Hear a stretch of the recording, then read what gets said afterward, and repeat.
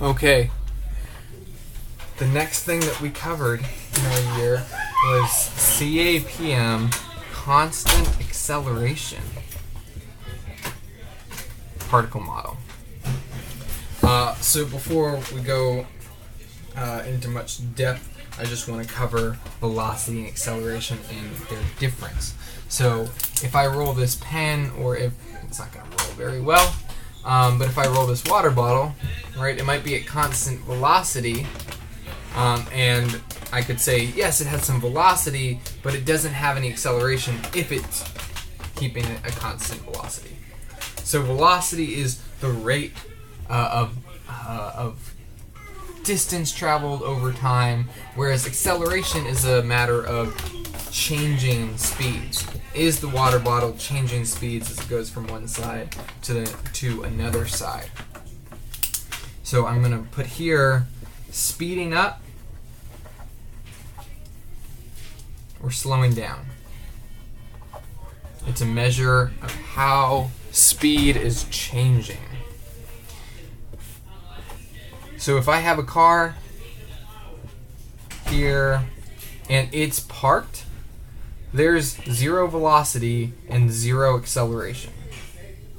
If the car starts to move, so it picks up some speed at, let's say it's starting from rest and it starts to accelerate, then we have some acceleration, so positive acceleration, and now there's some velocity as it increases up to some speed. Now let's say it reaches like 60 miles per hour on the highway, and then you hit cruise control, so it's just moving down the highway at a constant speed. Now there's no more acceleration. So acceleration is a speeding up or slowing down, and we can quantify it, as we'll see in a little bit. But before we quantify it, let's try and use graphs to model acceleration. Here I have a velocity time graph of some object, and I want to put it into words what's going on here. So for the velocity time graph, I'm going to break this thing up into segments, A, B. Notice here I'm taking segments even after, or when it crosses the x-axis, I'm breaking them down. And then C, A, B, C. What's happening during segment A? Well, this is the negative region, and it's velocity. So the object is going in the negative direction, moving in negative direction. Is it speeding up or slowing down? Well, as time goes on, the velocity gets closer to zero, so the velocity is slowing down, slowing down. Then it stops. At this point, the velocity is zero. Then object stops. What happens at B, or during B? Now it's going in the positive direction and it's speeding up. The velocity is getting larger, moving in positive direction, speeding up. And then finally for C, well, it's maintaining a constant velocity. It's still going in the positive direction, still moving forward, but just maintaining a constant velocity. Moving in positive direction, constant speed. Okay, two more things to cover.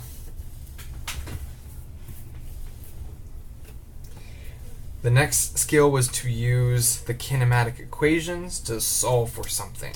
Here I've got this cart. It was pushed with 5 meters, or pushed at 5 meters per second, and eventually, because of friction, it will come to rest. It takes 4 seconds to stop. So this is 4 seconds later at rest. And I want to know what's the acceleration of this cart that's moving.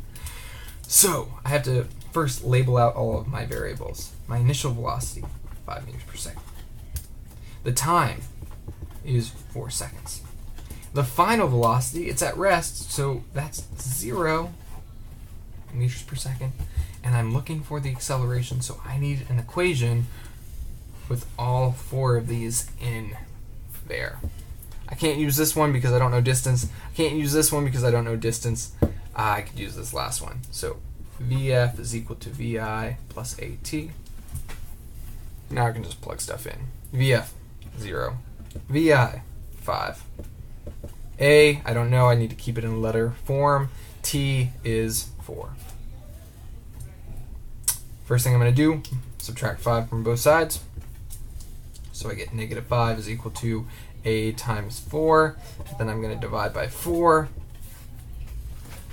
So I get that the acceleration is negative 5 over 4, the unit meters per second squared. Okay. That's using kinematic equations. Should be, if you can do this, identify variables, pick out an equation, and work through the algebra, you'll be fine with that.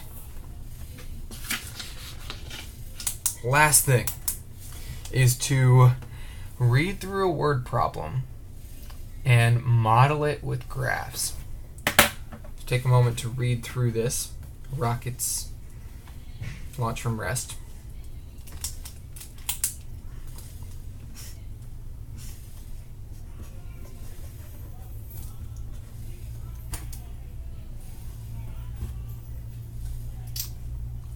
Okay, so it starts at rest and then it speeds up as it's moving forward.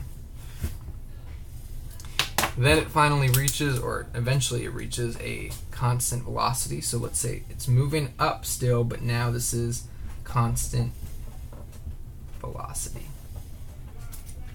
And this is speeding up. And then finally, what happens? It uses its fuel to move to a slower velocity. So this is slowing down. And that's it. And then travel at a slower velocity, so maybe there's some constant velocity there at the end. So first thing we're going to do is model this with a VT graph. Velocity, time. Okay, for the first segment, it's speeding up from rest, so I start from rest and then I speed up. Then the rocket's at constant velocity, no change in velocity. Then it slows down a little bit, but still moving forward, still moving up, and then back at constant velocity at the very end. Now we take this, okay, so we're good with that one, velocity time. Now, distance time. This, if we have acceleration, we'll have some curvature to it, either curvature like this or curvature like this. This is typically, we have to think about whether things are speeding up or slowing down. In the first segment, it is speeding up, so we're going to use a curve that looks something like that as it moves upward. Then we get constant velocity. It'll look like that. There's a straight line. It's still going upward, but it's doing it at a constant rate. Then the rocket slows down and travels at some other constant velocity, but slower. So notice this one, if I label A, B, C, and D, D has a smaller slope than B, so we know that D is going slower. And then finally, acceleration time. This is the rate of change of velocity, so I could just look at every single segment and ask myself, what's the slope of VT? What's the slope of A segment? Well, that's a positive value. What's the slope of B? That's a 0 value. What's the slope of C? It's going down. That's a negative value. What's the slope of D? That is 0. All right, that's CAPM and everything that we covered in that unit. All right, so long.